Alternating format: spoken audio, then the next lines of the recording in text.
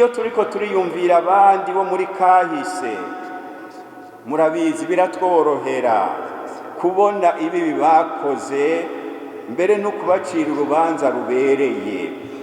Quand nous pensons à d'autres personnes qui ont vécu dans le passé, il nous est très facile, surtout de les critiquer et de les juger sur la manière dont ils ont travaillé dans le passé. Nous nous rendons compte qu'ils ont failli à leur mission, et en vérité c'est vrai.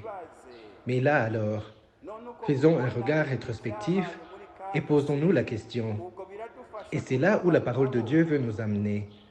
Posons-nous donc la question, en quoi nous renseigne ce qui s'est passé? Ça nous aide vraiment à ne pas tomber dans le même piège qu'eux. Si Jésus revenait aujourd'hui, il risque de nous qualifier de ces gens qui ont vécu la période de Rwagasore. N'y a-t-il pas des gens semblables à Rwagasore que nous continuons à malmener? Ou alors, dont on ignore les projets de société, en les écartant même, croyant qu'on est en train de défricher les mauvaises herbes pour se créer un chemin de passage? Un autre groupe que Jésus a cité était composé par des gens qui avaient maîtrisé la loi de l'Église de Juda. Il leur a dit, « Vous êtes malheureux, vous qui avez volé la clé du savoir.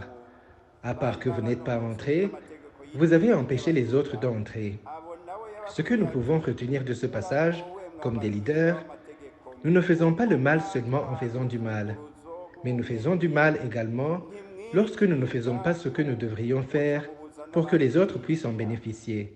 Ces gens comme Rwagasore, qui ont été des héros, c'est ce que nous devrions garder d'eux. Il ne faut jamais penser à soi-même. Il faut avoir ce cœur qui pense aux autres.